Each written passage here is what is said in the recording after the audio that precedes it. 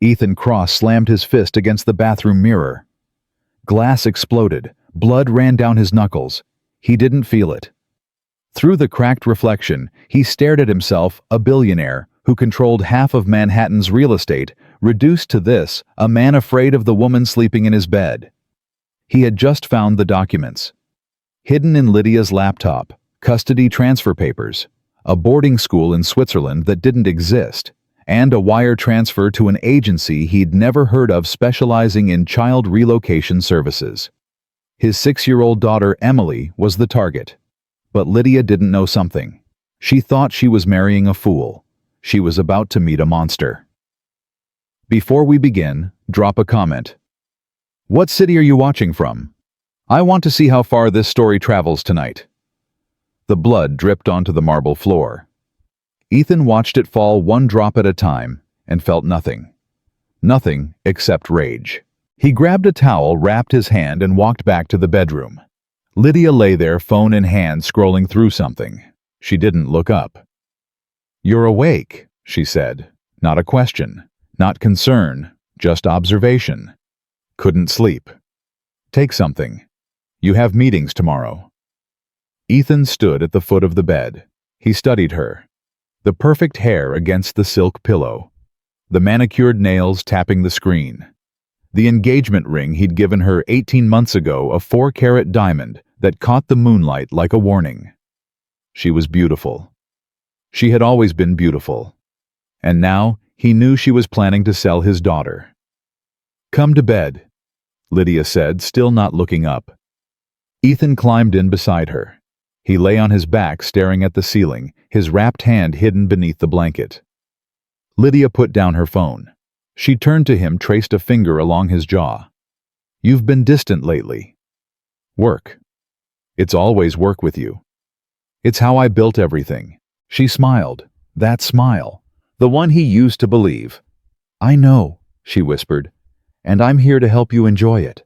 She kissed his cheek and turned away. Within minutes, her breathing steadied. Asleep. Ethan didn't close his eyes. He was thinking about Claire. Claire had died 6 years ago in this same house, giving birth to Emily. The doctors said complications, internal bleeding, nothing they could do. Ethan had held her hand as she faded. Her last words weren't about herself. They were about the baby. "Protect her," Claire had whispered. "Promise me." "I promise. No matter what. No matter what." Claire's eyes had closed, and something inside Ethan had closed too. For 2 years he'd been a ghost. He worked. He provided. He hired nannies and tutors and specialists. But he couldn't look at Emily without seeing Claire's face, and the guilt was suffocating. Then Lydia appeared. She was a consultant at a charity gala. Confident. Sharp. She understood his world, the pressure, the isolation, the weight of being responsible for thousands of employees and billions in assets. She didn't demand emotional availability. She offered partnership. "You don't need someone who needs you," she'd told him that first night. "You need someone who completes the picture." At the time, it sounded like wisdom. Now it sounded like a confession. 3 days earlier, Ethan had come home unexpectedly. A meeting canceled. He'd walked into his study to find Lydia at his desk laptop, open papers spread around her. She'd closed everything quickly, smiled. "Just reviewing some foundation documents. The gala is next month." He'd nodded, believed her. Why wouldn't he? But that night, something nagged at him, a feeling. The same instinct that had saved him from bad deals, bad partners, bad investments. He waited until Lydia left for her spa appointment. Then he went to his study. Lydia had her own laptop, but she'd been using his. He checked the browser history. Most of it was cleared. But she'd missed one tab. A website. Private. Password protected. But cached. Bright Horizons International. Discrete placement services for families in transition. Ethan had stared at those words for a long time. Families in transition. Discrete placement. He'd dug deeper. Found her email. She used the same password for everything of vanity he'd once found charming. Now it was her undoing. The emails were careful, coded, but not careful enough. The subject is 6 years old. Father is primary guardian. No maternal family. Ideal candidate for full relocation. Timeline must accelerate. Engagement announcement is next month. Finalization before legal binding preferred. Fee structure acceptable. Deposit transferred. Awaiting confirmation of acquisition window. Acquisition window. They were talking about Emily like she was property, like she was inventory. Ethan had read every email 3 times. Then he'd walked to the bathroom, looked in the mirror, and put his fist through it. The morning after, Ethan made a decision. He couldn't confront Lydia. Not yet. She would deny everything. The emails would disappear. She'd play victim, claim he was paranoid, maybe even use his erratic behavior against him in court. He knew how these people worked. He'd built his fortune understanding leverage timing and the patience to wait for the perfect moment to strike. Lydia thought she was smarter than him. She was wrong. He needed evidence. Concrete. Recorded. Undeniable. And he needed Lydia to believe she was winning. That morning at breakfast, he watched Emily. She sat at the long dining table, small legs swinging because they couldn't reach the floor. Her dark curls were tangled from sleep. She pushed scrambled eggs around her plate, not eating. Lydia sat across from her, sipping coffee, scrolling her phone. "Emily, sit up straight," Lydia said without looking. Emily straightened. "And eat your breakfast. We don't waste food." "I'm not hungry." Lydia finally looked up. "Excuse me." Emily's voice got smaller. "I said I'm not hungry." "Children don't get to decide when they're hungry. Eat." Ethan watched his daughter's shoulders curl inward. He watched her pick up her fork with trembling fingers. He watched her force a bite into her mouth and struggle to swallow. "There," Lydia said. "Was that so hard?" Emily didn't answer. Ethan gripped his coffee cup so hard the handle nearly cracked. "Lydia." She looked at him. "Yes." "I'll handle breakfast. You have that call with the event planner, don't you?" Lydia hesitated. Then she smiled. "You're right. I almost forgot." She stood, kissed his cheek, her lips cold, and walked out. The moment she was gone, Emily exhaled. Her whole body sagged with relief. Ethan moved to the chair beside her. "Hey, sweetheart." Emily looked at him. Those eyes, Claire's eyes, searching his face. "You don't have to eat if you're not hungry." Emily blinked. "But Lydia said—" "I know what Lydia said. I'm saying something different." Emily stared at her plate. Then quietly, "Okay." They sat in silence. Ethan didn't know what to say. He'd spent 6 years not knowing what to say to this child, his child, the living reminder of everything he'd lost. "Daddy." "Yes." "Do you love Lydia?" The question hit him like a punch. "Why do you ask?"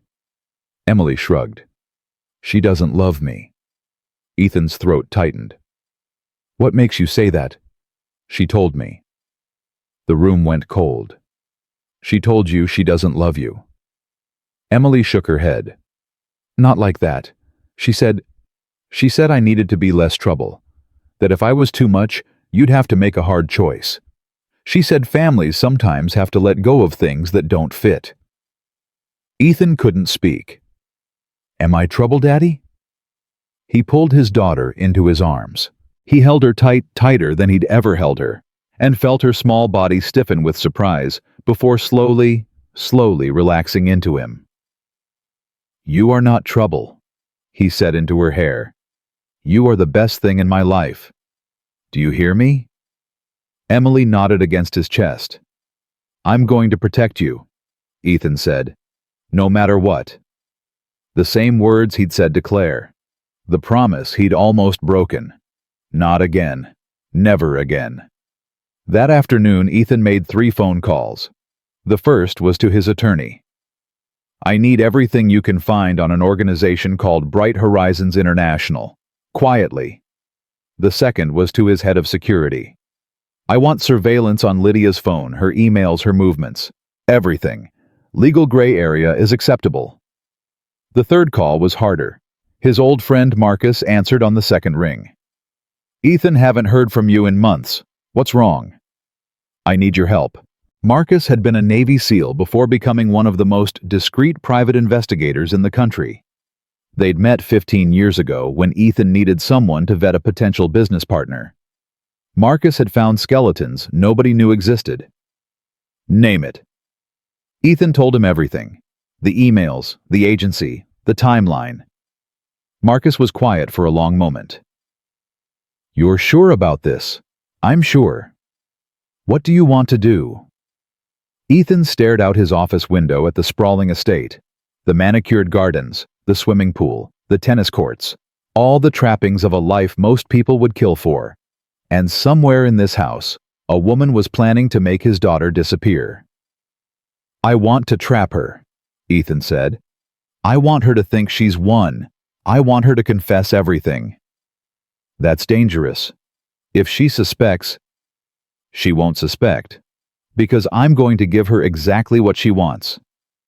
Which is... Ethan's jaw tightened. A helpless man. 2 days later, Ethan drove his SUV down the long driveway of the Cross estate. He was alone. No driver, no security. At precisely 2:47 p.m., his car veered off the driveway and crashed into the stone barrier at the entrance. The impact was controlled, calculated. Ethan had practiced the angle, the speed, the precise moment to brace himself. A small cut on his temple. A bruise on his shoulder. Nothing more. He climbed out of the car, then lay on the gravel beside it. And waited. Lydia found him 7 minutes later. Oh my God, Ethan! He heard her heels on the stones. Felt her hands on his face. Ethan, can you hear me? He opened his eyes. Let them flutter. Let confusion cloud his face. My legs, he groaned. I can't feel my legs. Lydia's expression shifted. Just for a moment. Something flickered behind her eyes. Not fear. Calculation. Don't move, she said. I'm calling an ambulance. The doctors arrived. The tests were run. The diagnosis was delivered with solemn faces and careful words. Severe spinal trauma, paralysis from the waist down. We can't determine if it's permanent. Lydia gasped, covered her mouth, played her part perfectly. But later, when she thought Ethan was asleep, he heard her on the phone in the hallway. Yes, it changes everything. No, this actually helps us. He'll be dependent now, easier to manage. A pause. The girl? Don't worry about her. The timeline just moved up. Ethan lay in the hospital bed, eyes closed, fists clenched beneath the sheets. The trap was set. 3 days after returning home, Lydia announced they needed help around the house. You can't manage on your own, she said reasonably. And I have responsibilities. We need a full-time maid, someone who can handle the housework and keep an eye on Emily when I'm occupied. Ethan agreed. Of course he agreed. That was the game. What Lydia didn't know was that Ethan had already contacted a staffing agency. He'd specified exactly what he needed: someone with no connections to Lydia's world, someone who had nothing to gain, someone who might see things that others would miss. The agency sent over several candidates. Lydia rejected them all. Too old, too experienced, too opinionated. Then, Maya Johnson walked through the door. She was 28 tall, with dark skin and tired eyes that held stories she didn't tell. Her hands were calloused. Her clothes were neat but worn. She spoke softly, answered questions directly, and didn't try to impress anyone. Lydia looked her up and down. Previous experience? 10 years of cleaning houses, ma'am. Started when I was 17. References. All available. I can provide contact information. Why did you leave your last position? Maya paused, just barely. The family moved overseas. I couldn't follow. Lydia nodded slowly. Then she smiled. You'll do. Ethan watched the exchange from his wheelchair. He saw something Lydia missed. When Emily had peeked around the corner during the interview, Maya had noticed. She'd smiled at the child, a real smile, warm and instinctive, before quickly looking away. Lydia had seen a servant. Someone disposable. Ethan had seen something else.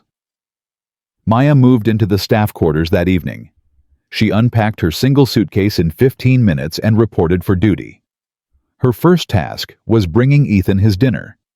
She knocked gently on his study door, entered with the tray balanced carefully. "Your dinner, Mr. Cross." "Thank you." She set the tray on his desk, started to leave. "Maya." She stopped, turned. Ethan studied her face. The wariness there, the watchfulness. "Where are you from?" "Baltimore, sir." "Family?" "My grandmother raised me. She passed 2 years ago." "I'm sorry." "Thank you." Silence. "My daughter's name is Emily," Ethan said. "She's had a difficult few years. Her mother died when she was born." Maya nodded. "I heard. I'm sorry for your loss." "She doesn't trust easily, but she seems curious about you." Maya's expression softened. "She's a sweet girl. She showed me her stuffed rabbit." "Mr. Buttons. That's an important name." For the first time in days, Ethan almost smiled. "It is." Maya hesitated at the door. "Mr. Cross." "Yes. I know it's not my place. But that little girl, she seems lonely. Maybe she just needs someone to sit with her, quietly, without expecting anything." Ethan looked at this woman, this stranger, who had been in his home for less than 6 hours, and felt something shift. Maybe she does. Maya nodded and left. That night, Ethan lay awake in the darkness, listening to the house settle around him. Somewhere down the hall, Lydia was making plans. Somewhere in the staff quarters, a woman with nothing was sleeping under his roof. And somewhere in a pink bedroom filled with toys she barely touched, his daughter was clutching a worn scarf that still smelled like her mother. The game had begun. But now there was a new player. And Ethan hoped that Maya Johnson might be exactly the witness he needed. Maya woke before dawn. Old habit. Her grandmother used to say that poor people don't have the luxury of sleeping in the world, doesn't wait for those who start late. She dressed quickly, tied her hair back, and walked through the silent corridors of the Cross estate. The marble floors were cold beneath her shoes. The house felt like a museum, beautiful and lifeless. Everything perfectly placed, but nothing truly lived in.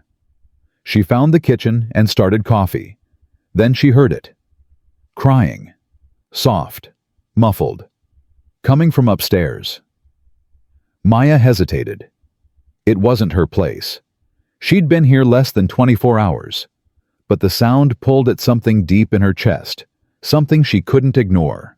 She climbed the stairs quietly and followed the crying to a door decorated with butterfly stickers. She knocked gently. The crying stopped. "Emily." "It's Maya. I'm the new helper. Are you okay?" Silence. "You don't have to open the door. I just wanted to make sure you're all right." More silence, then quietly. "You can come in." Maya opened the door. Emily sat on her bed, knees pulled to her chest. Mr. Buttons clutched tight. Her face was wet with tears. On her lap was an old photograph, a woman with dark hair and kind eyes holding a newborn baby. "Is that your mama?" Maya asked softly. Emily nodded. "She was beautiful. She died when I was born." Emily's voice was flat, rehearsed, like she'd said it 1,000 times. "It was my fault." Maya's heart cracked. "Baby girl, no. That's not true." Lydia said. Emily stopped herself. Maya moved closer slowly, the way you approach a wounded animal. She sat on the edge of the bed, leaving space between them. "What did Lydia say?" Emily shook her head. "I'm not supposed to tell." "Okay. You don't have to tell me anything you don't want to." They sat in silence. Maya didn't push, didn't pry, just sat there present waiting. Finally, Emily whispered, "She said my mama would be alive if I hadn't been born. She said some babies take too much and don't give anything back." Maya closed her eyes. She felt anger rise in her chest like fire, but she kept her voice calm. "Emily, look at me." The child looked up. "Your mama loved you. She wanted you. Having you was her choice, and I promise you, I promise, that she would never, ever blame you for anything." "How do you know?" "Because that's what mothers do. They love their babies no matter what, and nothing that anyone tells you can change that." Emily stared at her for a long moment. Then she scooted closer just a little. "Will you stay? Just for a minute?" Maya put her arm around the child's shoulders. "I'll stay as long as you need." They sat together as the sun rose, painting the room in soft gold. Maya didn't speak. Emily didn't ask her to. Sometimes silence was the only comfort that mattered. Downstairs, Ethan sat in his wheelchair by the window watching the sunrise alone. He hadn't slept either. He was thinking about what he'd heard last night. Lydia had been on the phone again, pacing the hallway outside his room, thinking he was drugged and unconscious from the pain medication he pretended to take. "The new maid is perfect," she'd said. "Young, poor, no connections. If anything goes wrong, she's the obvious suspect." A pause. "No, Ethan suspects nothing. He's too focused on his recovery, or lack of it." Laughter, cold, brief. "The girl trusts easily, too easily. A few more weeks, we present the academy option, he signs the paperwork, and she's gone before the wedding. Clean, simple." Another pause. "Stop worrying. I've done this before." Those last words had echoed in Ethan's mind all night. I've done this before. What did that mean? Had Lydia targeted other families, other children? He needed to find out, and he needed Maya to help him, whether she knew it or not. At breakfast, the dynamics were clear. Lydia sat at the head of the table, a position Ethan had never cared about, but now noticed she'd claimed. Emily sat as far from her as possible, picking at her food. Maya served quietly, efficiently, invisible the way good servants were supposed to be. But Ethan watched her. He saw how her eyes tracked Emily, how she positioned herself near the child whenever Lydia spoke, how her jaw tightened at Lydia's casual cruelties. "Emily, elbows off the table." Emily obeyed. "Emily, don't slurp your juice." Emily put down her glass. "Emily, sit up. You're slouching like a peasant." Maya's hand trembled slightly as she refilled Lydia's coffee cup. "That's enough," Ethan said quietly. Lydia looked at him. "Excuse me?" "She's 6 years old. Let her eat in peace." Something flickered across Lydia's face. Surprise. Then a smooth recovery. "Of course, darling. I just want her to have proper manners. It reflects on the family. She's not a reflection. She's a child." The table went silent. Lydia smiled tightly. "You're right. I apologize. I've been stressed with all the wedding planning." She reached across and patted Emily's hand. Emily flinched. Maya saw it. Ethan saw Maya see it. Their eyes met for just a moment. An understanding passed between them, unspoken but clear. Something was very wrong in this house. After breakfast, Maya found Ethan alone in his study. "Mr. Cross, I brought your medication." She held out a small tray with pills and water. "Close the door." Maya hesitated, then obeyed. Ethan looked at her steadily. "I don't take those pills. They go down the drain." Maya blinked. "Sir, I need you to understand something, and I need you to keep it between us. Can you do that?" Yes. Yes, sir." "My daughter is in danger." Maya's face didn't change, but her body stilled completely. "I know," she said quietly. I've seen how she acts around Miss Lydia. That child is terrified." Ethan leaned forward in his wheelchair. "It's worse than you know. Lydia is planning something. Something that would take Emily away permanently."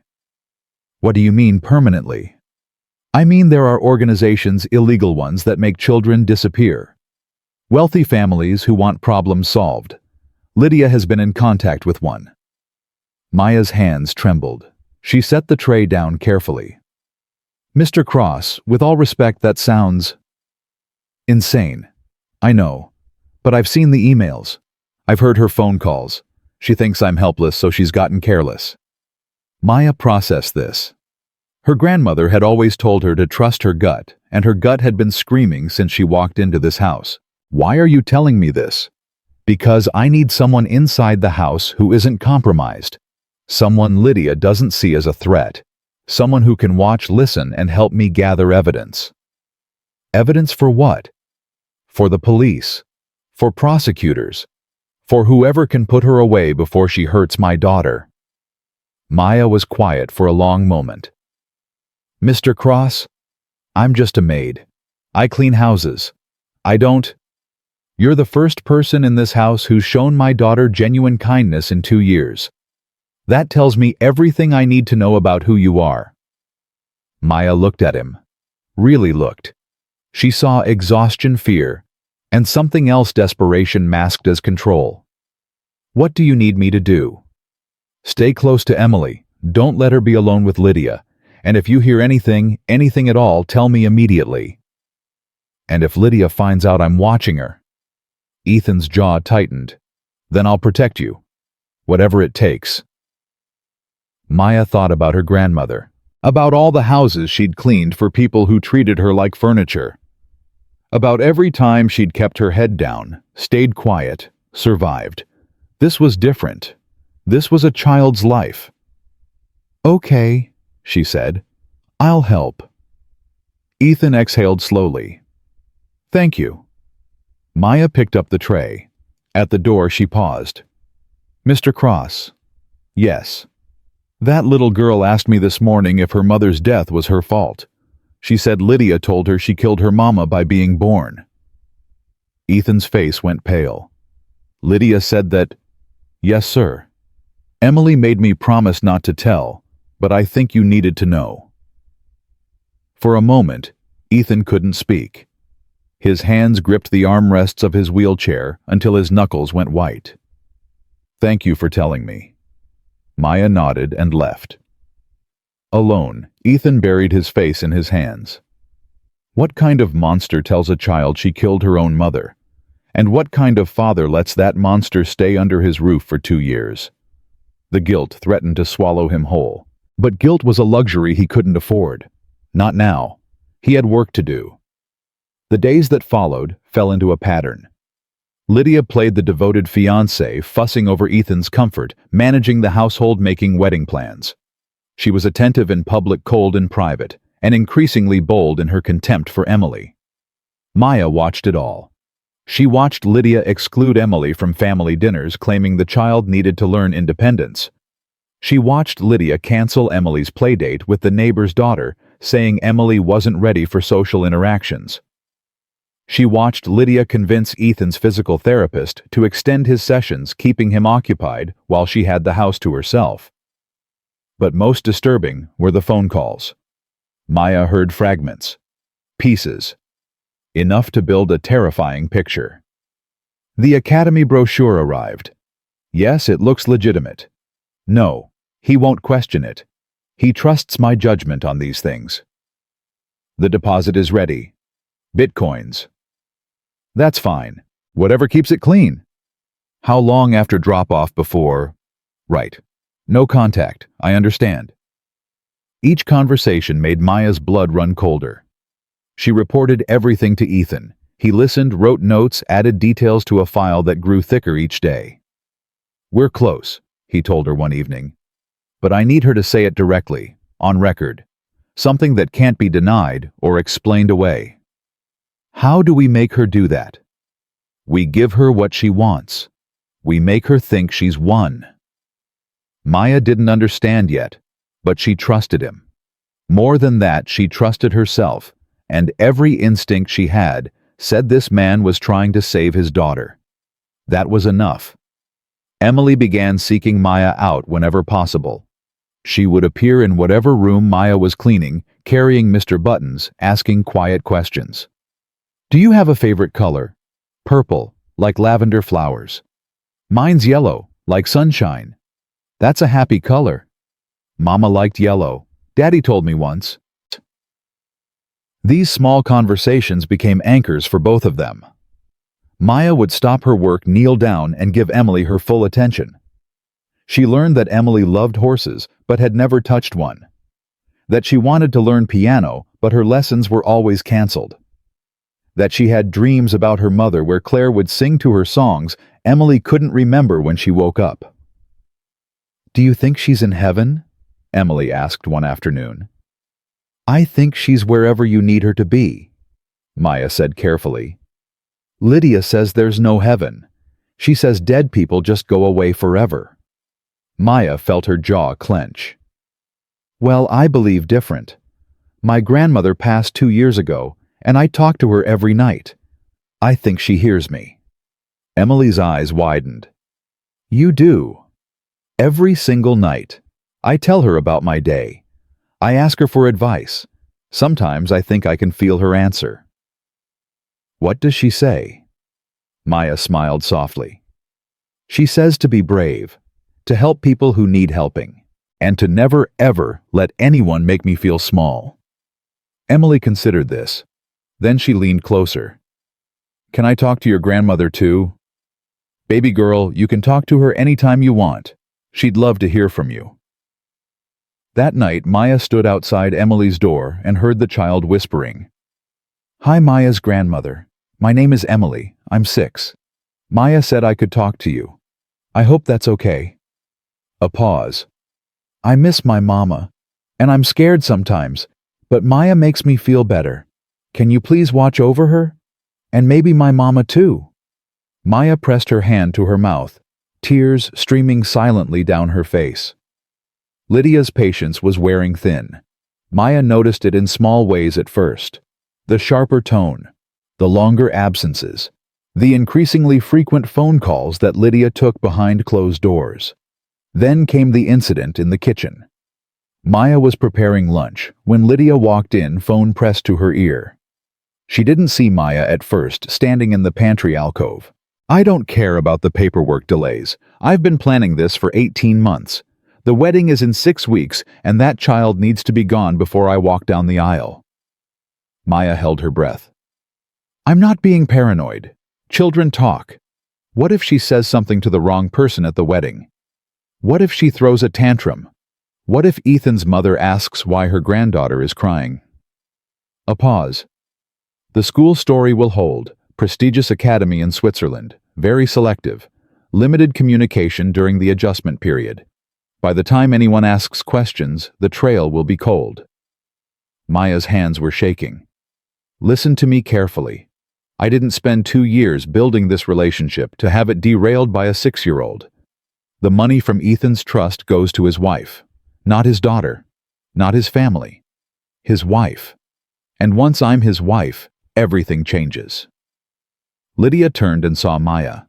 For a moment, neither woman moved. Then Lydia smiled. Cold. Bright. "I'll call you back." She hung up. "How long have you been standing there?" Maya forced her voice steady. "Just came to get supplies, ma'am. Didn't mean to interrupt." Lydia walked closer. Her perfume was suffocating. Her eyes were ice. "What did you hear?" "Nothing, ma'am. I wasn't paying attention." "Is that right?" "Yes, ma'am. I was focused on lunch prep." Lydia studied her face. Maya kept her expression blank, the mask she'd worn her entire life when white people questioned her, doubted her, suspected her. "You know," Lydia said slowly, "I was against hiring you. Did you know that?" "No, ma'am." "You seemed too attentive, too interested in things that weren't your business." "I'm just here to work, ma'am." "Are you? Because it seems like you've gotten quite close to Emily." Maya's heart pounded, but her face stayed calm. The child is lonely. I've tried to be kind. If that's overstepping, I apologize. Lydia stepped even closer. Let me be very clear. Emily is not your concern. Your job is to clean to serve and to remain invisible. Do you understand? Yes, ma'am. If I hear that you've been putting ideas in that child's head or reporting anything you think you've heard to anyone including Mr. Cross, your employment will be terminated immediately. And I promise you, I will make sure you never work for another family in this city again. Maya met her eyes.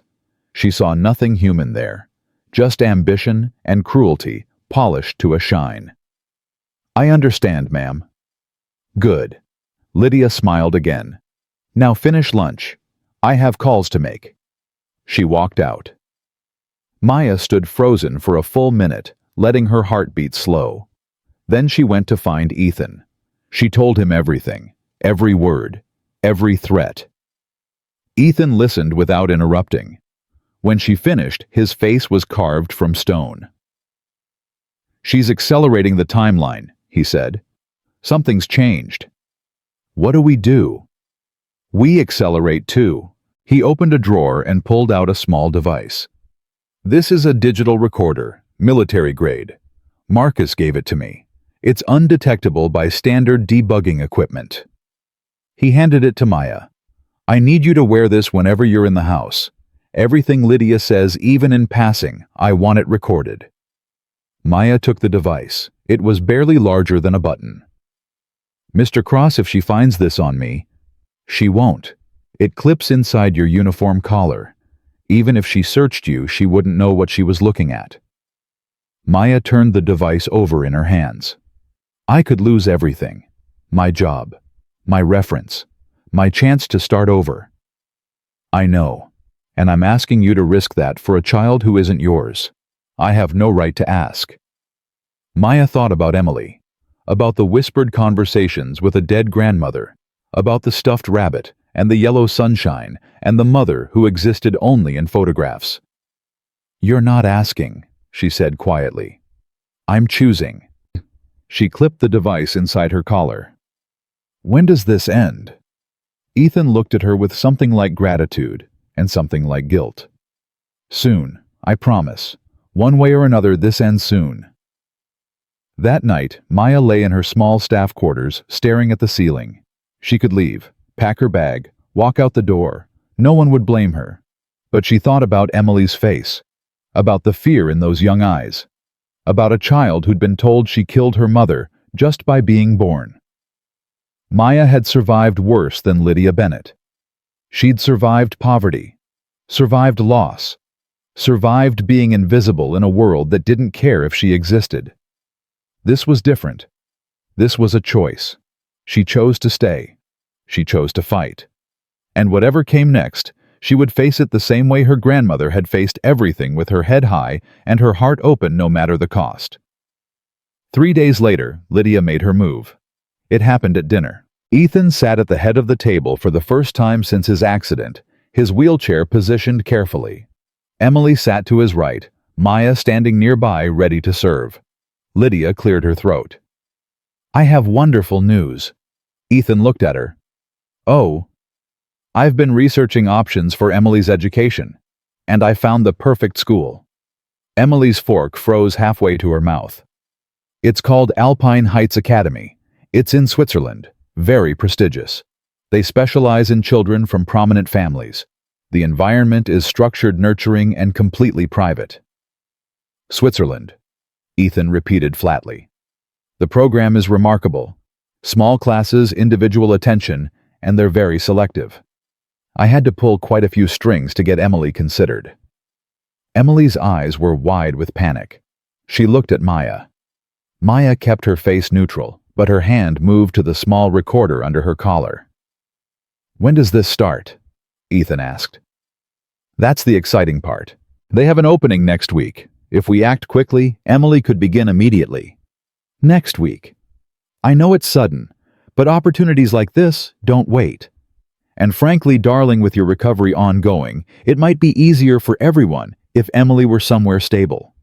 Somewhere she could thrive without. Lydia paused delicately. Without the stress of seeing you struggle. Maya watched Emily's face crumble. The child understood what was happening. Maybe not all of it, but enough. She was being sent away, cast out, discarded. "Daddy," Emily whispered. "Please." Ethan didn't look at his daughter. He kept his eyes on Lydia. "You've clearly put a lot of thought into this." Lydia smiled. "I want what's best for everyone. And you believe sending my 6-year-old to another continent is what's best? For now, yes, just until things settle down, until you're back on your feet." Or never, Maya thought. Until never. Ethan was quiet for a long moment. Then he nodded slowly. "I'll look at the brochure." Lydia's smile widened. "Victory." Emily let out a small sob. "We should discuss the details privately." Ethan continued. "Perhaps tomorrow. I want to make sure I understand everything before we commit." "Of course, darling. Take all the time you need." Lydia reached over and squeezed his hand. "I'm so glad you're being reasonable about this." She stood, kissed his cheek, and walked out. The moment she was gone, Emily ran to Maya and buried her face in Maya's uniform. "I don't want to go.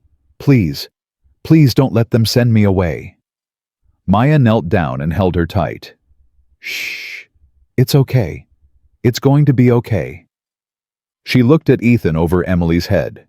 He wasn't looking at them. He was staring at the doorway where Lydia had disappeared, and in his eyes Maya saw something that made her blood run cold. Not defeat, resolve. The trap was about to close. Maya didn't sleep that night. She sat on the floor outside Emily's room, back against the wall, listening. Every creak of the house made her tense. Every footstep in the hallway made her hold her breath. She kept expecting Lydia to appear to drag Emily away in the darkness, to make good on all those whispered phone calls. But the night passed quietly. At 3 in the morning, Emily's door opened. The child stood there in her pajamas, Mr. Buttons hanging from one hand, her eyes red and swollen. "Maya." "I'm here, baby girl." "Why are you on the floor?" "Just wanted to be close, in case you needed anything." Emily looked at her for a long moment. Then she sat down beside her, small body pressed against Maya's side. "Are they really going to send me away?" Maya wrapped an arm around her. "Your daddy is working on something. I can't tell you what, but I need you to trust him. Can you do that?" "I don't know. He didn't say anything. He just let Lydia talk, and he didn't stop her." Sometimes grown-ups have to pretend. Sometimes they have to play a game to protect the people they love. Emily looked up at her. "Is Daddy playing a game?" Maya hesitated. She wasn't supposed to tell, but this child deserved something, some small hope to hold on to. "Yes," she whispered. "He's playing a very important game, and he's going to win." Emily absorbed this. Then she nodded slowly. "Okay. Now let's get you back to bed. Tomorrow is going to be a big day. Will you stay with me until I fall asleep?" "I'll stay as long as you need." Maya tucked Emily into bed and sat in the chair by the window. She watched the child's breathing slow, watched the fear gradually ease from her small face, watched her drift into the fragile peace of exhausted sleep. Maya stayed until dawn. The next morning, Ethan called Maya into his study. "Close the door. Lock it." She obeyed, her heart already racing. "Today is the day," Ethan said. His voice was calm, but she could see the tension in his shoulders, the tightness around his eyes. "Lydia is going to come to me this afternoon to finalize the arrangements for Emily. I'm going to agree to everything she says." Maya's stomach dropped. "Mr. Cross?" "Let me finish. I'm going to agree, and I'm going to get her to explain exactly what this academy is. Exactly what happens to Emily when she gets there, exactly how the money changes hands. I need her to say it out loud in detail, with no ambiguity." "You're going to record her." Marcus installed surveillance in this room 2 days ago. Hidden cameras. audio equipment. Everything she says will be captured. Maya nodded slowly. What do you need me to do? Keep Emily occupied. Keep her away from this wing of the house. And Maya. He looked at her directly. Whatever you hear, whatever happens, don't intervene, no matter what. What if something goes wrong? Then Marcus and his team will handle it. They're positioned outside. Security is in place. Lydia won't be able to hurt anyone. And if she tries to run? Ethan's jaw tightened. She won't get far. Maya took a breath. Okay, I'll keep Emily safe. One more thing. Ethan reached into his desk and pulled out an envelope. If anything happens to me, if this goes sideways, take Emily and go to this address. Marcus will meet you there. He'll protect you both until everything is sorted out. Maya took the envelope. Her hands were trembling. Mr. Cross, you're scaring me. Good. You should be scared. Lydia is desperate, and desperate people are dangerous. But I've spent my whole life calculating risks, and I've never been more certain of anything in my life. He looked at her, and for a moment the mask slipped. She saw the fear behind his eyes, the love for his daughter, the weight of everything he was carrying. Thank you, he said quietly. For everything. For Emily. For staying when you could have walked away. Maya straightened her shoulders. I'll keep her safe, I promise. I know you will. She turned to leave. Maya. She paused at the door. My grandmother would have liked you very much. Ethan smiled faintly. I suspect she's watching over all of us right now. Maya nodded, unable to speak, and walked out. The morning passed in agonizing slowness. Maya took Emily to the garden far from the main house. They picked flowers. They talked about nothing. They pretended everything was normal. But Emily wasn't fooled. Something's happening, isn't it? Maya kept her voice light. What makes you say that? Everyone's being too nice. Daddy looked at me different this morning. Like he was memorizing my face. Maya's heart ached. This child was too observant, too wounded, too wise for her 6 years. Your daddy loves you very much. He's just worried about you. Is he worried about Lydia too? Why do you ask? Emily plucked a yellow flower and twirled it between her fingers. I heard them arguing last night, after I was supposed to be asleep. Lydia said she was tired of waiting. She said Daddy needed to stop being sentimental. What did your daddy say? He said he understood. He said he just needed a little more time to say goodbye. Maya went cold. Say goodbye. Lydia would have heard that as surrender, as weakness. But Maya knew better. Ethan was saying goodbye to the man he used to be, the man who trusted too easily, the man who let a monster into his home. Tonight, that man would be gone. At 2 in the afternoon, Lydia summoned Ethan to the study. Maya watched from the hallway as Lydia walked past her heels, clicking on the marble, her smile bright and confident. She was dressed impeccably as always, not a hair out of place, not a single crack in the performance. Darling, Lydia called as she entered the study. Shall we discuss Emily's future? The door closed. Maya retreated to Emily's room, where the child was drawing pictures of horses she'd never touched and oceans she'd never seen. What are you making? Maya asked, sitting beside her. A place where I'd want to live, if I could live anywhere. Maya looked at the drawing. Blue water, yellow sun, green grass. A little house with lots of windows. It's beautiful. I put Mama there. See? Emily pointed to a figure in the sky surrounded by clouds. She's watching. She always watches. Maya pulled the child close and held her tight. In the study, the trap was closing. Ethan sat in his wheelchair, positioned carefully so the hidden cameras would capture everything. Lydia sat across from him, the Alpine Heights brochure spread on the desk between them. As you can see, Lydia said smoothly, the facilities are excellent. State-of-the-art classrooms. Beautiful grounds. The children there come from the finest families in Europe. And the cost? Significant, but we can afford it. The initial enrollment fee is $100,000 with quarterly tuition of $50,000 thereafter. Ethan nodded slowly. And what happens after enrollment? What do you mean? I mean, what's the process Emily arrives, and then what? How often can we visit? How often can she call? Lydia's smile flickered just for a moment. The academy has a strict communication policy. For the first 6 months, contact is limited. They've found that children adjust better without interference from their previous environment. Previous environment? You mean her home? I mean the place that reminds her of trauma. Her mother's death. Your accident. All of it. Ethan let that sink in.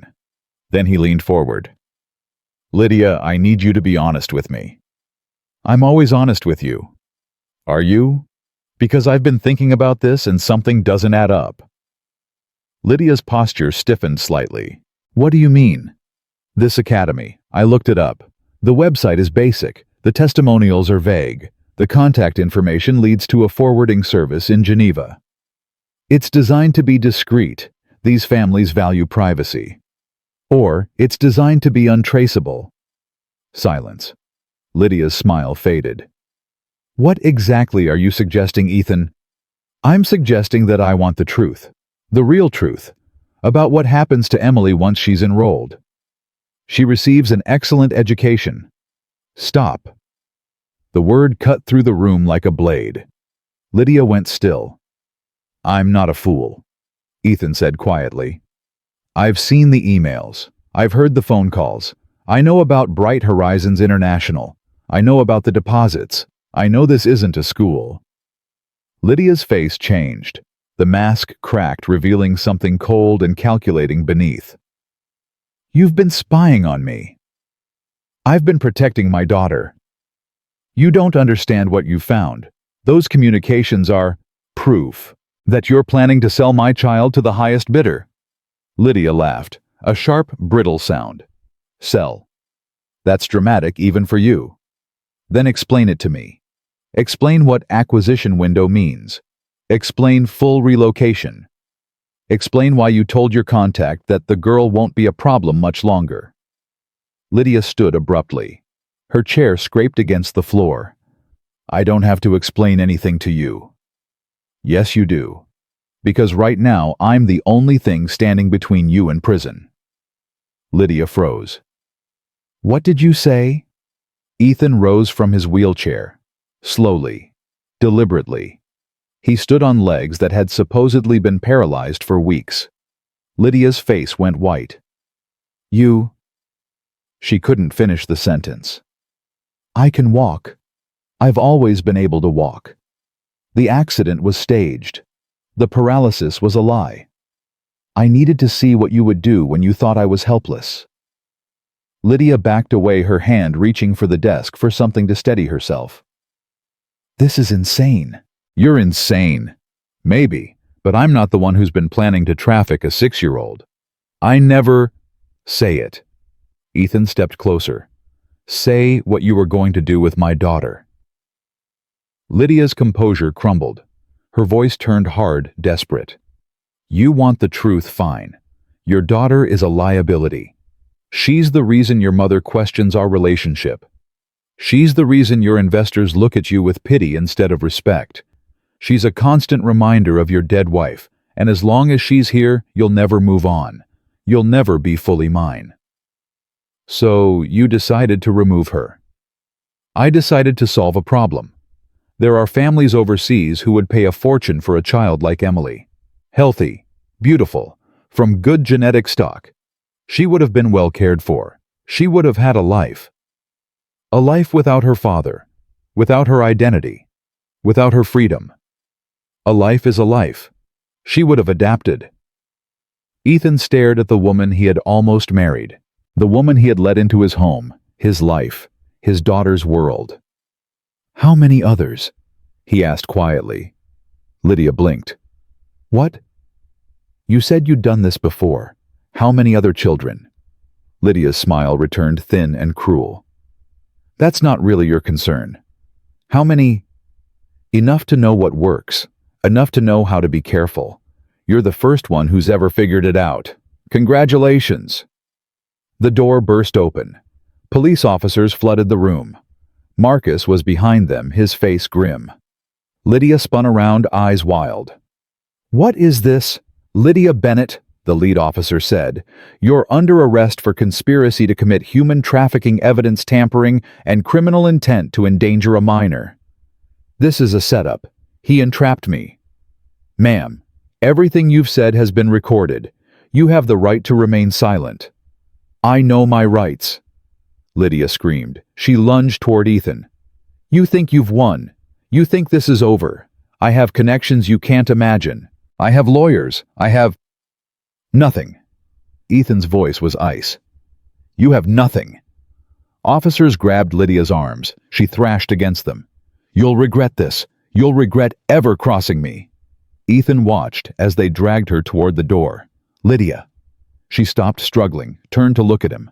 My daughter's name is Emily Claire Cross. She is 6 years old. She sleeps with a stuffed rabbit named Mr. Buttons and a scarf that smells like her mother. She dreams of horses and yellow sunshine and a family that loves her. She is not a liability. She is not a problem to be solved. She is my child, and you will never come near her again. Lydia's face twisted with hatred. This isn't over, she hissed. Yes, it is. They took her away. Ethan stood alone in the study, his hands shaking, his heart pounding. It was done. Footsteps behind him. Daddy. He turned. Emily stood in the doorway, Maya behind her. The child's eyes were wide, confused, scared. What happened? Why were there police? Where's Lydia? Ethan walked to his daughter. He knelt down in front of her, ignoring the ache in his knees, ignoring everything except her face. Lydia is gone. She's never coming back. But your legs. You're walking. I know, sweetheart. I had to pretend for a while, to catch someone who was trying to hurt us. Lydia. Yes. Emily's lower lip trembled. She wanted to send me away. I know, but she can't. Not anymore. No one is ever going to take you away from me. Do you understand? Emily stared at him. Then she threw her arms around his neck and held on like she would never let go. I was so scared, Daddy. I was so scared. I know. I'm sorry. I'm so sorry. Maya stood in the doorway, tears streaming down her face, watching a father hold his daughter for the first time in what felt like years. She should leave, give them privacy. But Emily's voice stopped her. Maya. Maya looked up. Emily reached out one small hand. Don't go, please. Stay with us. Maya looked at Ethan. He nodded. She walked over and knelt beside them, wrapping her arms around them both. 3 people. Wounded. Broken. Healing. Holding each other in the aftermath of a storm. Outside, police lights flashed. Radios crackled. Officers loaded Lydia into a car. But inside in that study, everything was quiet. Everything was finally safe. Maya thought it was over. She was wrong. 3 days later, the knock came at the front door. 2 officers. A man in a suit holding a leather folder. Mr. Cross, I'm Detective Morrison. We have a warrant to search the premises. Ethan's jaw tightened. For what? Suspected theft, filed by Ms. Lydia Bennett. Maya felt the blood drain from her face. Lydia. Even behind bars, she was still reaching. What kind of theft? Ethan demanded. Jewelry. A diamond bracelet valued at approximately $80,000. Ms. Bennett claims it was stolen by a member of your household staff. All eyes turned to Maya. I didn't steal anything, she said, her voice steady despite her terror. We'll need to search your quarters, the detective said. They didn't ask permission. They pushed past. Maya followed, her heart pounding. They went through her room methodically. Every drawer, every bag, every corner. Then the detective reached into her dresser and pulled out a velvet pouch. Inside was a diamond bracelet, elegant, expensive, unmistakably Lydia's. Miss Johnson, the detective said quietly, would you like to explain this? Maya's world collapsed. That's not mine. I've never seen it before. Someone put that there. Everyone says that. I'm not everyone. I would never. Maya. Ethan's voice cut through. He stepped forward. Don't say another word. He turned to the detective. This is a setup. Ms. Bennett has been arrested for human trafficking conspiracy. She has every motive to retaliate against my staff. That may be Mr. Cross, but we have to follow a procedure. Miss Johnson, you'll need to come with us for questioning. Emily appeared in the hallway. She saw the police, the handcuffs coming out. No, she screamed. Maya didn't do anything. She's good. She's good. Maya knelt quickly, grabbing Emily's hands. It's okay, baby girl. It's just a misunderstanding. I'll be back soon. Promise? Maya's throat tightened. She couldn't promise. She didn't know. I'll try, she whispered. They took her away. Emily's screams echoed through the house long after Maya was gone. Ethan stood frozen, his mind racing. Lydia had anticipated this. She'd planted evidence. Probably weeks ago, maybe longer. A contingency plan. A final strike. He picked up his phone and called Marcus. I need everything you have on Lydia's movements before her arrest. Every person she talked to. Every package she received. Everything. Already on it, Marcus replied. Give me 12 hours. Make it 6. Ethan hung up and looked at Emily, who was sobbing on the floor. He gathered her into his arms. I'm going to fix this, he said. I promise. Don't let them hurt Maya. Please, Daddy. She's my friend. She's my family. Family. The word hit Ethan like a physical blow. When was the last time Emily had called anyone family? He held his daughter tighter. They won't hurt her. I won't let them. Maya sat in the interrogation room for 7 hours. They asked the same questions 100 different ways. Where did you get the bracelet? How long have you worked for the Cross family?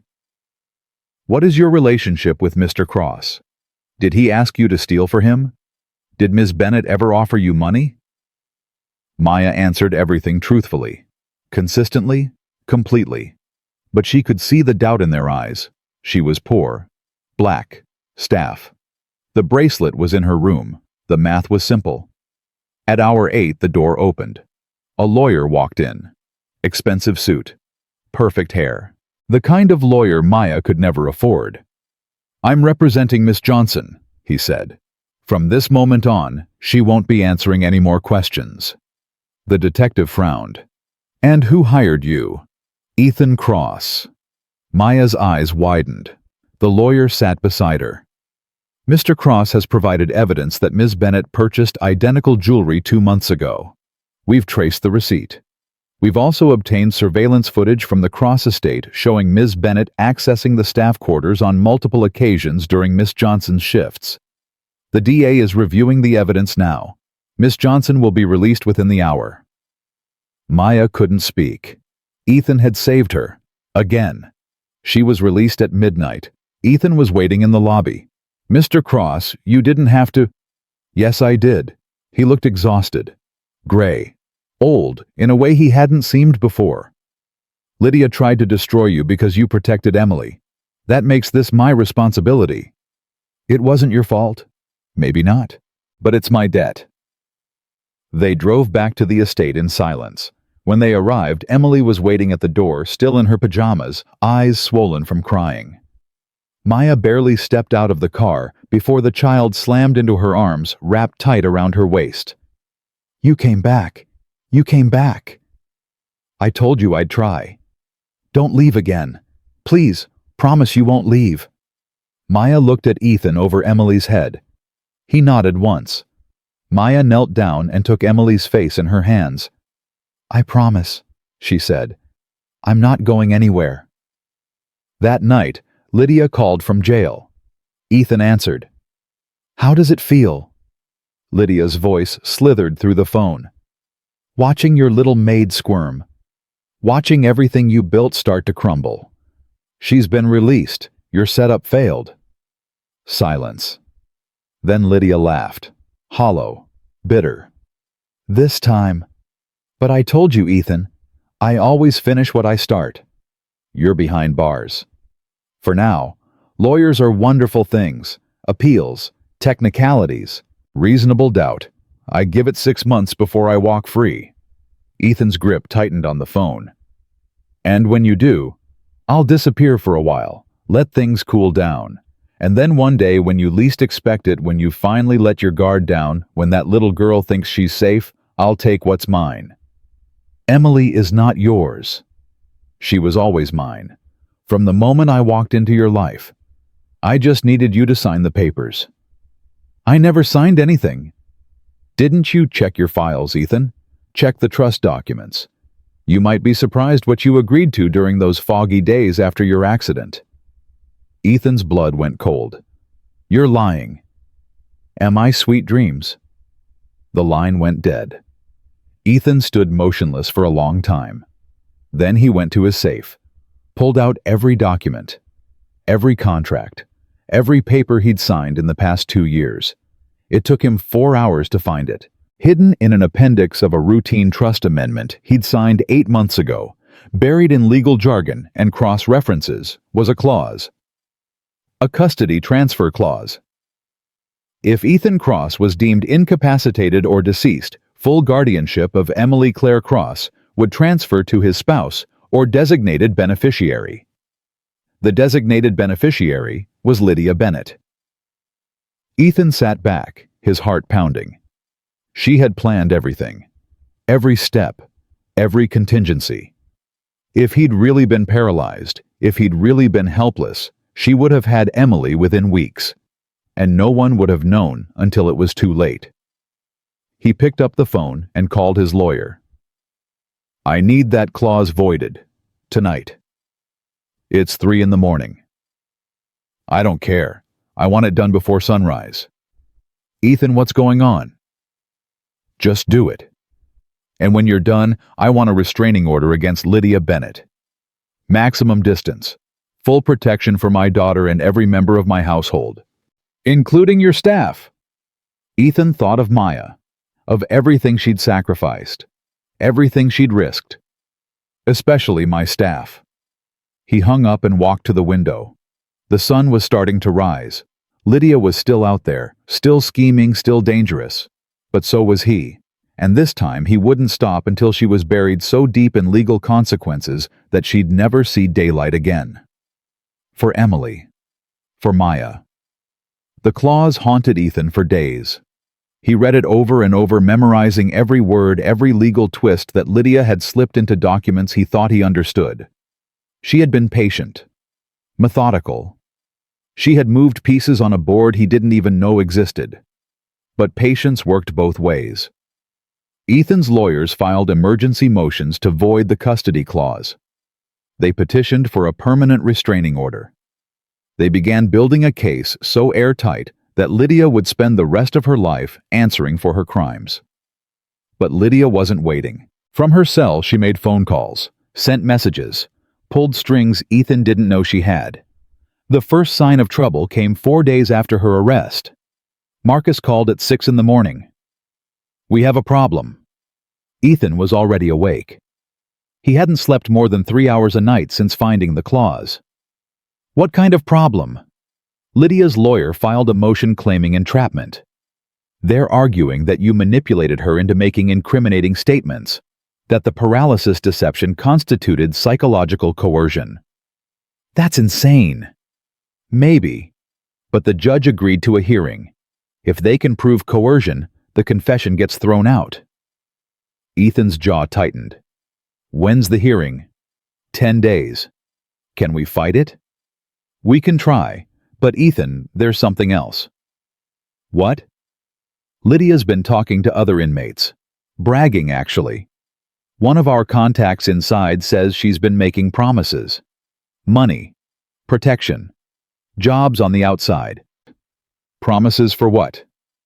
Marcus was quiet for a moment. Information about your house, your staff, your daughter's schedule. The words hit Ethan like ice water. She's planning something. That's my read. I've increased security, but I can't cover every angle.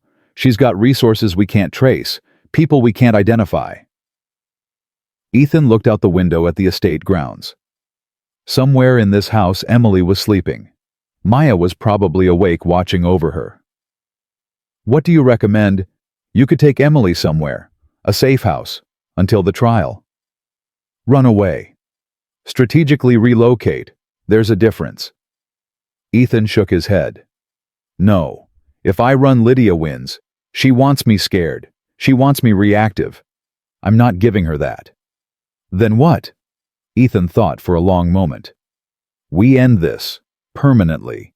Not just her entire network. Everyone she's worked with. Everyone who helped her. That's a big operation. I have the resources. It could take months. Then we start today. Marcus exhaled slowly. All right, I'll put together a team. But Ethan, be careful. Lydia's desperate. Desperate people make mistakes, but they also take risks they normally wouldn't. I know. And one more thing. What? Your maid. Maya. Lydia's people have been asking about her. Where she comes from. Who her family is. What her weaknesses are. Ethan's blood ran cold. Why? Because Maya's the one who heard the phone calls. She's the witness. Without her testimony, the case weakens significantly. Are you saying Maya's in danger? I'm saying we need to protect her as carefully as we protect Emily. Ethan hung up and sat in silence. He had brought Maya into this. He had asked her to watch, to listen, to report. He had made her a target. And now Lydia was coming for her. He found Maya in the kitchen preparing breakfast. Emily sat at the counter chattering about a dream she'd had, something about horses and clouds, and her mother waving from a garden. Maya listened with complete attention, asking questions, smiling at the right moments. She looked tired. There were shadows under her eyes that hadn't been there a week ago, but her focus on Emily never wavered. Maya, Ethan said quietly. Can I speak with you privately? Maya looked at Emily.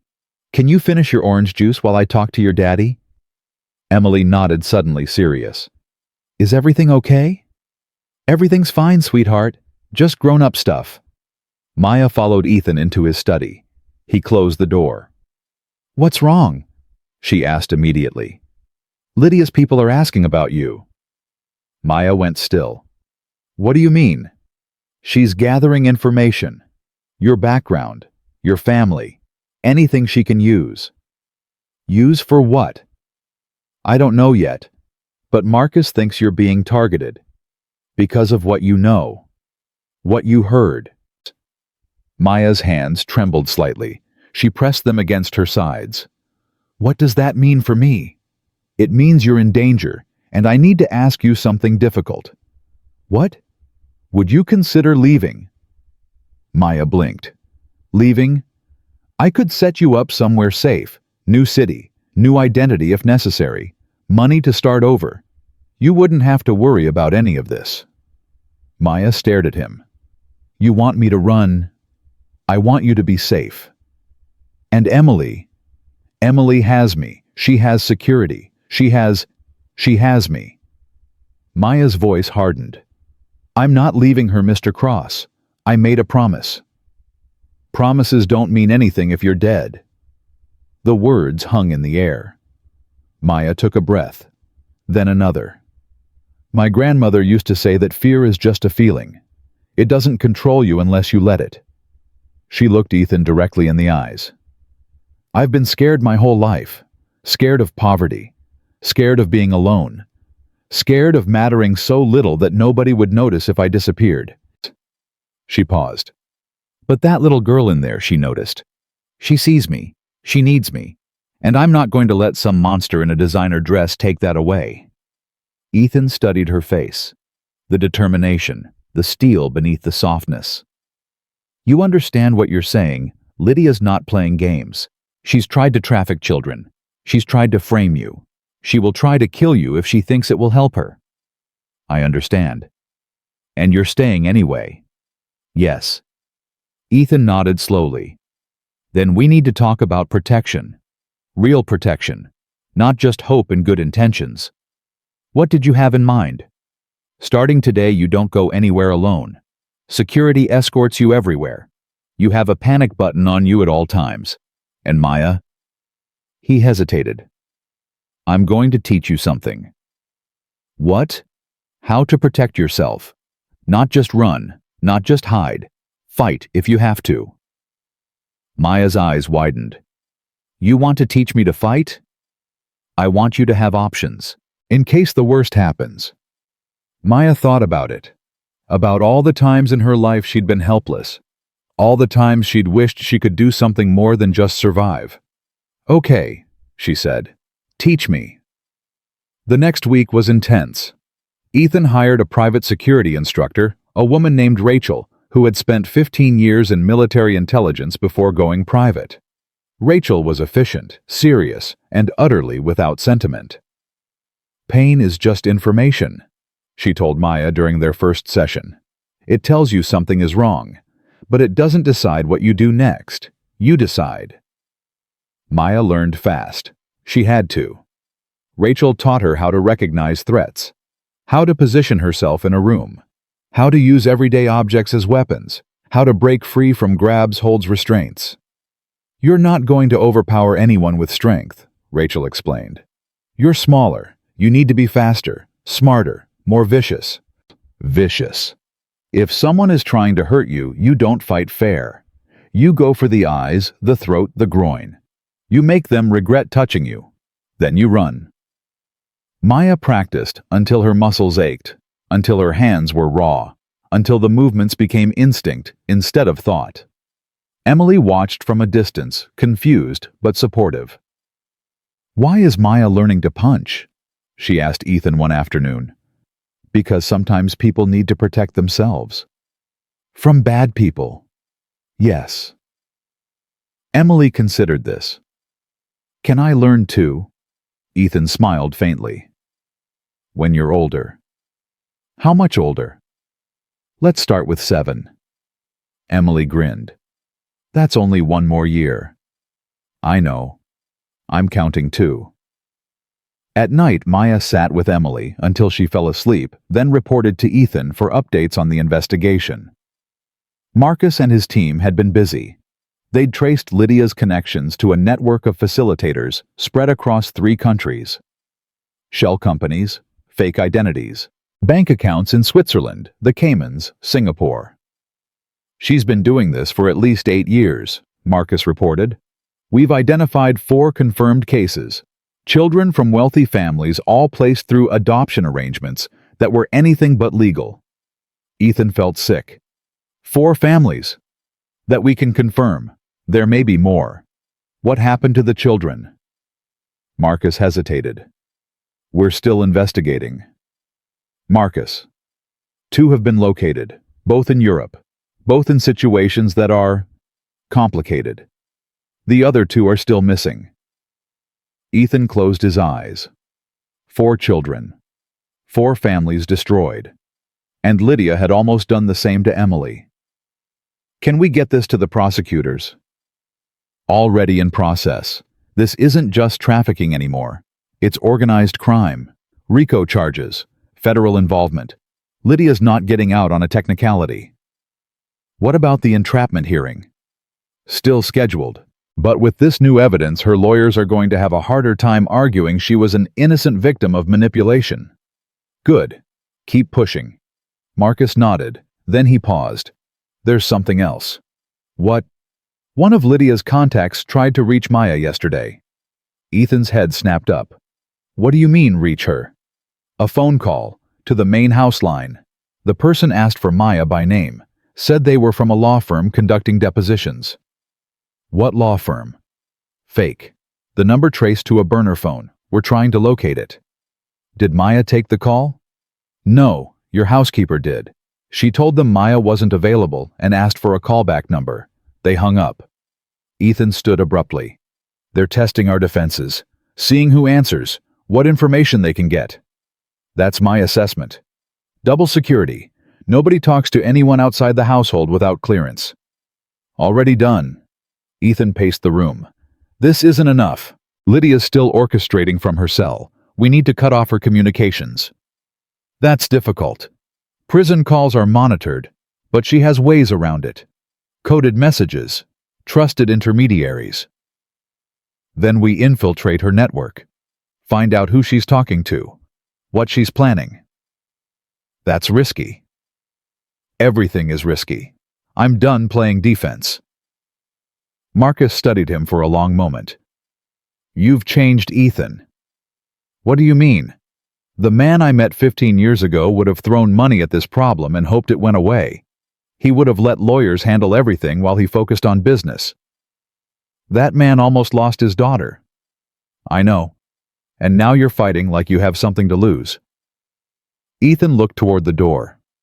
Somewhere beyond it, Emily was playing with Maya, laughing for the first time in weeks. I do have something to lose. Everything that matters. Marcus nodded. Then let's make sure you don't lose it. The breakthrough came 8 days before the entrapment hearing. Marcus called at 2 a.m. We found something. Ethan was awake instantly. What? One of Lydia's facilitators flipped. A woman named Catherine Mercer. She was facing her own charges, money laundering fraud, and decided cooperation was better than prison. What did she give you? Everything. Names, dates, bank records, and something else. What? Recordings. Lydia liked to document her arrangements. Insurance, she called it. Catherine had copies. Ethan's heart pounded. What's on them? Lydia. Discussing prices for children. Negotiating terms with buyers. Talking about families she'd targeted in the past. Including Emily. Including Emily. There's a recording from 6 months ago where Lydia specifically discusses Emily by name. She describes her as prime inventory and talks about the timeline for removal. Ethan felt bile rise in his throat. Prime inventory. I know, it's horrific. But it's also undeniable. This isn't entrapment. This is premeditation, and it destroys Lydia's defense completely. Have the prosecutors seen this? They're reviewing it now. The hearing is going to be very different than Lydia expected. Ethan exhaled slowly. It's over. Almost. We still need to get through the hearing, and there's something else. What? Catherine mentioned that Lydia has a backup plan, something she put in place before her arrest. What kind of backup plan? She didn't know the details, just that Lydia told her once, if everything falls apart, I have one last card to play. Something nobody expects. Ethan went cold. Find out what it is. Working on it. Work faster. The day of the hearing arrived. Ethan sat in the courtroom, Marcus beside him watching, as Lydia was led in wearing prison orange instead of designer silk. Her lawyers flanked her confident and expensive. But Ethan saw something they didn't. Lydia's eyes. They were scanning the room, searching for something. Someone. Her gaze landed on Ethan and held. She smiled. That same smile. The one he'd once mistaken for warmth. Now he saw it for what it was. A predator, recognizing prey.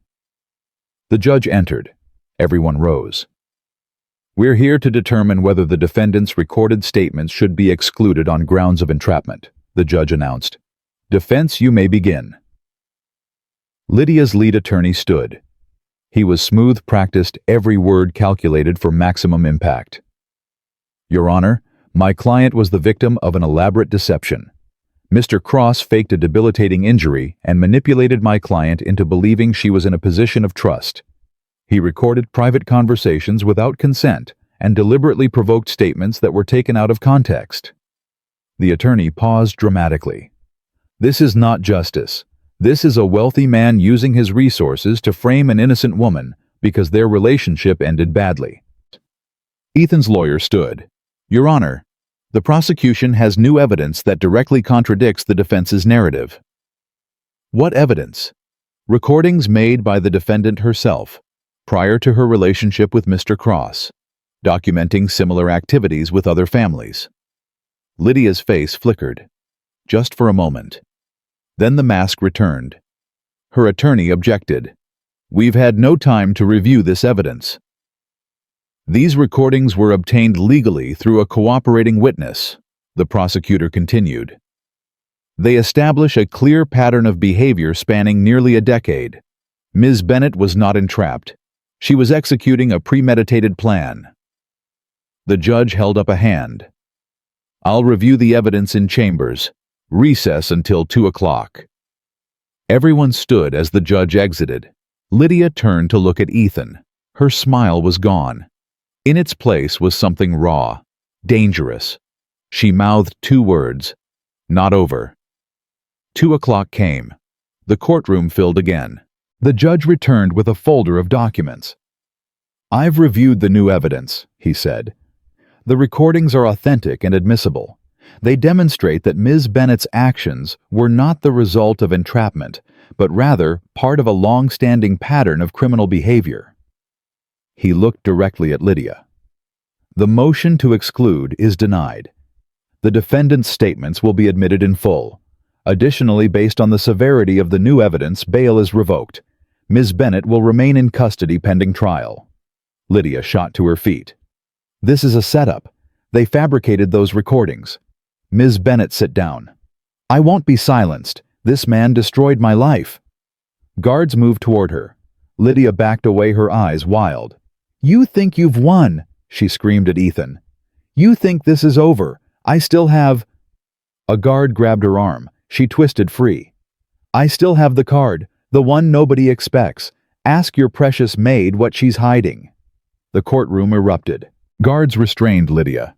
Her lawyers tried to control the situation. Ethan sat frozen. "Ask your precious maid what she's hiding."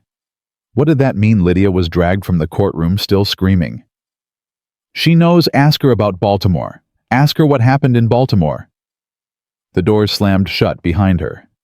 Ethan turned to Marcus. "Find out what she's talking about. Now." Marcus was already on his phone. The drive home was silent. Ethan's mind raced through possibilities. What could Maya be hiding? What happened in Baltimore? He had trusted her completely. She had earned that trust through every action, every sacrifice, every moment of protection for Emily. But Lydia's words echoed. "Ask her what she's hiding." He found Maya in Emily's room reading a bedtime story. Emily was already half asleep, one hand clutching Mr. Button's, the other holding Maya's fingers. Maya looked up when Ethan appeared in the doorway. She saw his face and knew immediately something was wrong. "Can you step out when she's asleep?" he asked quietly. Maya nodded. 15 minutes later, she joined him in the study. "What happened at the hearing?" Ethan closed the door. "Lydia's motion was denied. She's staying in custody." "That's good news." "It is, but she said something before they took her away." Maya's expression didn't change, but something in her eyes shifted. A flicker of fear she couldn't quite hide. "What did she say?" "She told me to ask you what you're hiding. She mentioned Baltimore." Silence. Maya's hands trembled slightly. She pressed them together. "Maya, I need you to tell me the truth. Whatever it is, whatever happened, I need to know. Because if Lydia can use it against you, against us, I need to be prepared." Maya was quiet for a long moment. Then she sat down heavily, as if her legs couldn't support her anymore. "I didn't think it would matter," she said softly. "I didn't think anyone would ever find out." "Find out what?" Maya looked up at him. Her eyes were wet. "I have a son." Ethan stared at her. "A son?" "His name is Marcus. He's 4 years old. He lives with my aunt in Baltimore." "Why didn't you tell me?" "Because I was ashamed." Maya's voice cracked. "I got pregnant when I was 23. The father was... He was not a good man. He left when he found out. I tried to raise Marcus alone, but I couldn't. I couldn't give him what he needed. So I sent him to live with my aunt, and I took this job to send money home every month." She wiped her eyes. "I didn't abandon him. I call him every night. I'm saving everything I can so that one day I can bring him here, give him a real life. But I was afraid, if anyone knew, you'd think I was unreliable, that I had too much baggage. Ethan processed this. A son. A child Maya had been supporting from a distance while caring for Emily. Does Lydia know about Marcus? Maya's face went pale. If she does, she could threaten him, use him as leverage. Oh God. Maya covered her mouth. Oh God, no. Ethan picked up his phone. Marcus, I need protection details sent to Baltimore immediately. Address is... He looked at Maya. Write it down. Maya scribbled the address with shaking hands. Ethan relayed it. 2 guards, around the clock. Nobody gets near that house. And get the boy and his caretaker ready to move if necessary. He hung up. Maya was crying silently. Maya, look at me. She looked up. This doesn't change anything. You're not unreliable. You're a mother who made impossible choices to survive. That's not weakness. That's strength. But Lydia is going to spend the rest of her life in prison. She can threaten all she wants. She has no power anymore. You don't know that. You heard what she said. She has a card, something nobody expects. Ethan knelt in front of her. Then we'll be ready. Whatever she's planning, we'll stop it. Together. Maya searched his face, looking for doubt, finding none. Why? She whispered. Why do you trust me so much? Ethan thought about it. About the woman who had walked into his house with nothing and risked everything for a child she barely knew. About the courage that took, the love. Because you remind me of someone, he said finally. Who? My wife, Claire. She had that same thing inside her, that willingness to fight for what mattered, no matter the cost. Maya's tears fell faster. I'm not her. I know. You're you, and that's enough. They sat in silence for a moment. Then Maya took a breath and straightened her shoulders. Okay, she said. Whatever comes next, I'm ready. Ethan nodded. So am I. But even as he said it, he couldn't shake the feeling that Lydia's final card was still out there waiting to be played. And when it came, everything would change. Lydia's final card came 3 weeks later. Maya woke to her phone ringing at 4 a.m. A Baltimore number, her aunt's house. She answered with her heart already pounding. Hello. Maya. Her aunt's voice was shaking. Someone tried to break in tonight. Maya sat up so fast the room spun. What, are you okay? Is Marcus okay? We're fine. Those men Mr. Cross sent, they stopped them. 2 people dressed in black trying to get through the back door. The guards caught one. The other ran. Oh God. Oh God. Maya, what is going on? Why are people trying to break into my house? Why do we have armed guards outside? Maya couldn't speak. Her throat had closed completely. Maya, I'll call you back. Don't leave the house. Don't open the door for anyone except the guards. I'll call you back. She hung up and ran. Ethan was already awake when she burst into his study. Marcus was there too, phone pressed to his ear, face grim. I know, Ethan said before she could speak. Marcus just got the call. They tried to take my son. Maya's voice broke. Lydia sent people to take my son. The guard stopped them. One is in custody. He's talking. What did he say? Marcus lowered his phone. The order came from inside the prison. Lydia has a network we didn't fully map. People who owe her favors. The plan was to grab the boy and use him as leverage. Leverage for what? For you to recant your testimony. Change your story. Say Ethan coerced you. Maya felt like the floor was falling away beneath her feet. She would hurt a 4-year-old to save herself.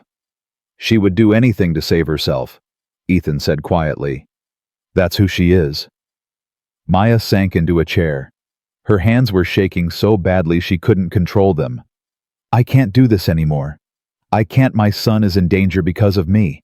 Because I heard phone calls that I shouldn't have heard. Because I chose to help instead of staying invisible. Maya. I should have kept my head down. I should have just cleaned the house and minded my own business. That's what I've done my whole life. That's how I survived." "And if you had?" Ethan asked gently. "What would have happened to Emily?" Maya looked up at him. "She would be gone," Ethan continued. "Lydia would have taken her, sold her, made her disappear like those other children. You saved my daughter Maya. You saved her because you refused to look away.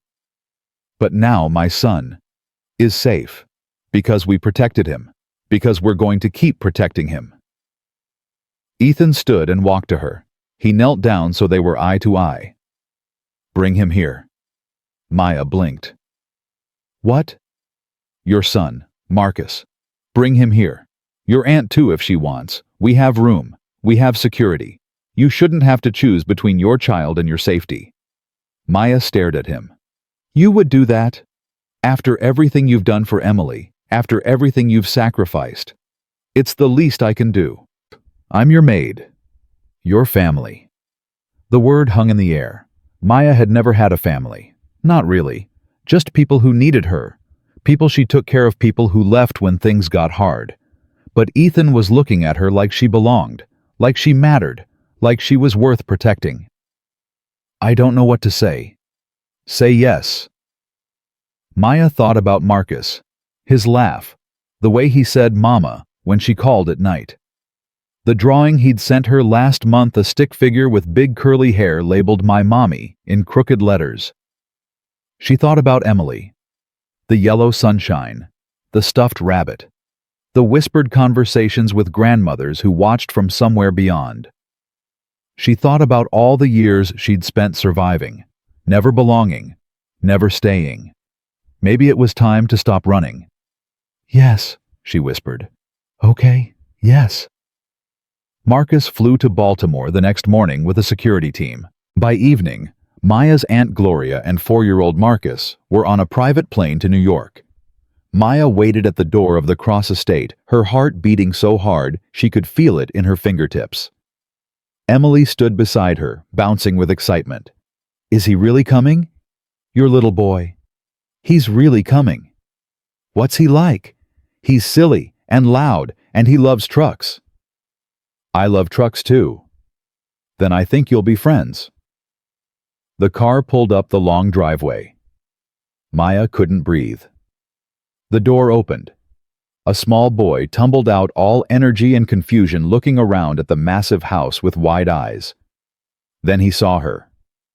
"Mama!" He ran so fast he nearly tripped. Maya dropped to her knees and caught him, pulling him into her arms, burying her face in his hair, breathing him in. "Mama, where are we? This house is so big. Are we staying here? Is this where you work? Why are there so many trees?" Maya laughed through her tears. "Yes, baby. We're staying here for a while." "How long?" "As long as we need." Gloria approached more slowly, her face tired but relieved. She hugged Maya tight. "I don't understand everything that's happening," Gloria said quietly. "But thank you. Thank you for keeping us safe. Thank Mr. Cross. He made it possible." Gloria looked up at Ethan, who stood in the doorway watching with an expression Maya couldn't quite read. "Mr. Cross," Gloria said formally, "I don't know how to repay you." "No repayment necessary. Maya has done more for my family than I can ever describe. This is the least I can do." Marcus tugged on Maya's sleeve. "Mama, who's that?" Emily had stepped forward, clutching Mr. Buttons, suddenly shy. "This is Emily," Maya said. "She lives here." Marcus studied her seriously. "Do you like trucks?" Emily nodded. "Do you like dinosaurs?" Emily nodded again. "Do you want to be friends?" Emily smiled, that rare, genuine smile that Maya had learned to treasure. "Yes." Marcus grinned. "Okay, let's go play." He grabbed Emily's hand and pulled her toward the garden, already chattering about T-Rexes and monster trucks. Gloria watched them go, then shook her head in amazement. "Children are something else." Maya wiped her eyes. "They really are." The next few weeks were chaotic and wonderful. Marcus and Emily became inseparable. They built forts in the living room. They had tea parties with Mr. Buttons. They argued over cartoons and made up within minutes. Emily bloomed in ways Maya had never seen. She laughed more. She talked more. She stopped looking over her shoulder every time a door opened. And Marcus, for the first time in his young life, Marcus had space to run people who paid attention, a home that felt safe. Gloria settled into a guest suite and spent her days alternating between grateful tears and suspicious glances at every shadow. Maya understood. Trust came hard when you'd been hunted. But slowly, day by day, the fear began to fade. Lydia's trial date was set. The evidence was overwhelming. Catherine Mercer testified about the network. The recordings were played in court. Victim families from 3 countries sent statements. Maya testified for 4 hours. She told the truth every phone call, every threat, every moment of terror. Lydia watched her from the defendant's table with dead eyes. When Maya finished, she walked past Lydia without looking. Lydia leaned forward and whispered, "This isn't over." Maya stopped, turned. "Yes, it is. You have nothing left. No money, no network, no leverage. And my son is safe. My family is safe. You can't touch us anymore." Lydia's mask cracked, just for a second. Maya saw the rage beneath the desperation, the realization that she had finally truly lost. "I'll get out. I'll appeal. You'll spend the rest of your life in a cell, and nobody will remember your name." Maya walked away. She didn't look back. The verdict came on a Thursday afternoon. Guilty, on all counts. Human trafficking, conspiracy, evidence tampering, attempted kidnapping, wire fraud, RICO violations. Lydia stood motionless as the judge read the sentence. "Ms. Bennett, you have demonstrated a pattern of predatory behavior spanning nearly a decade. You targeted vulnerable families. You treated children as commodities. You showed no remorse and no mercy." The judge paused. "I sentence you to 45 years in federal prison without possibility of parole. May God have mercy on your soul, because this court has none." Lydia was led away in chains. She didn't scream this time. She didn't threaten. She just walked hollow and broken into the future she had created for herself. Ethan watched her go. Then he turned to Maya. "It's done." Maya exhaled slowly. "It's really done." "How do you feel?" Maya thought about it. About all the fear. All the nights she'd spent listening for footsteps. All the times she'd wondered if she'd made a terrible mistake. "I feel free," she said finally. "For the first time in a long time, I feel free." Ethan smiled. It was a real smile, the kind that reached his eyes. "So do I." 6 months later, the Cross estate had transformed. Not the building itself that was the same sprawling mansion of marble and glass, but the feeling had changed. The silence that once felt oppressive now felt peaceful. The echoing halls now rang with laughter. Marcus's toys were scattered in corners that used to be pristine. Emily's drawings covered the refrigerator door. Gloria's cooking filled the kitchen with smells that reminded everyone of home. Maya had stopped being the maid. Ethan had offered her a new role, family assistant, he called it, though the title hardly mattered. What mattered was that she belonged. One evening, Ethan found Maya on the back steps watching the children play in the garden. The sun was setting, painting everything gold. He sat beside her. "Mind if I join you? It's your house. It's our home. There's a difference." Maya smiled faintly. "I'm still getting used to that." They sat in comfortable silence. "I've been thinking," Ethan said finally. "About what?" "About what comes next. For all of us." Maya looked at him. "What do you mean?" "I spent 6 years grieving my wife, hiding from my daughter, building walls around myself so high that I couldn't see what was right in front of me." He paused. "And then you came along. You knocked on doors I'd locked. You showed me what courage looks like, real courage, not the kind you buy with money." Maya's heart beat faster. Mr. Cross? Ethan, please. After everything, I think we're past formalities. Maya nodded slowly. Ethan. I'm not good at this, he continued. At expressing feelings. At being vulnerable. But I need you to know something. What? He turned to face her fully. You changed everything. You saved my daughter. You brought life back into this house. And somewhere along the way, you made me believe that maybe I could be happy again. Maya's eyes were wet. I don't know what to say. You don't have to say anything. I'm not asking for anything. I just needed you to know that you matter. Not because of what you do, but because of who you are.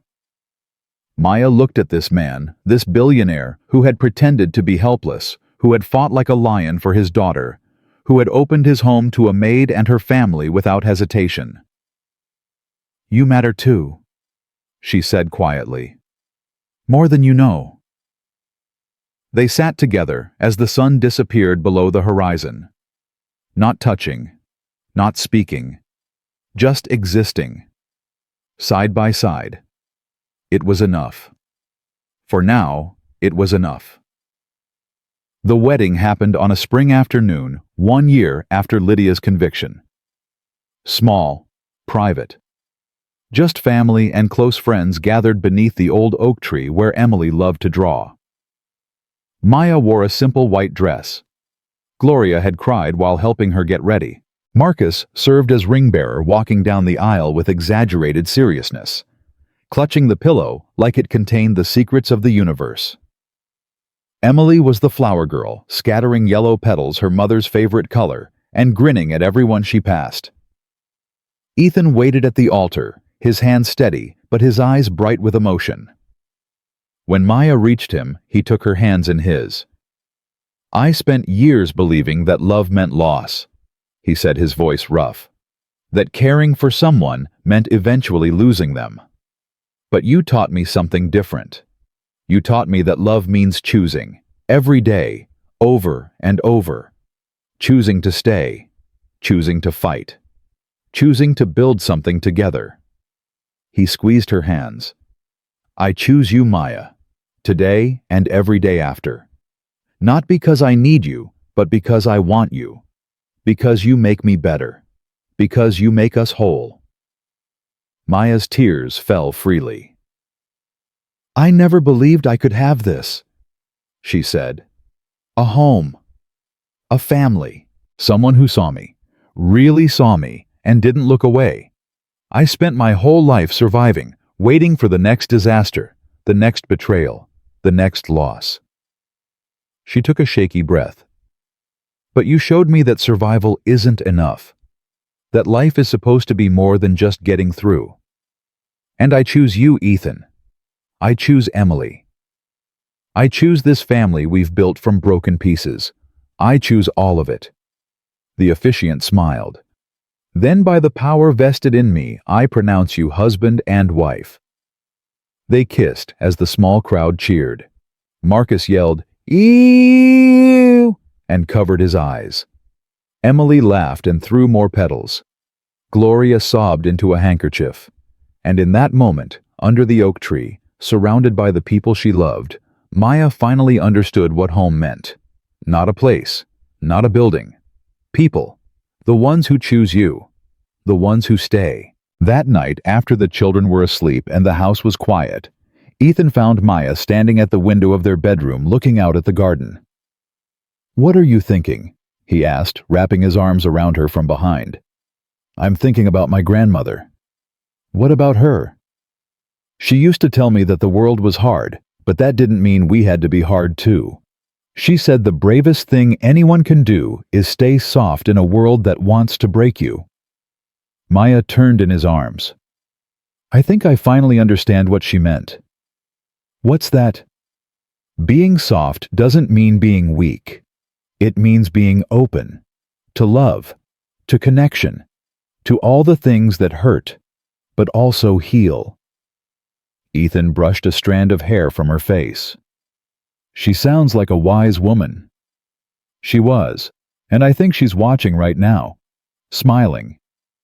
"I hope so. I'd like to think she approves of me." Maya laughed softly. "She would have given you a hard time first, made you prove yourself. I would have been happy to." They stood together in the quiet, holding each other, two people who had found their way through darkness to something that felt like light. Years later, when Emily was a teenager and Marcus was almost grown, people would ask Maya how she ended up married to a billionaire. She always gave the same answer. "I wasn't looking for a billionaire. I was looking for a place to belong, and I found it in a house full of broken people who decided to heal together." Emily graduated top of her class. She went on to study child psychology, determined to help kids who had been through trauma like she had.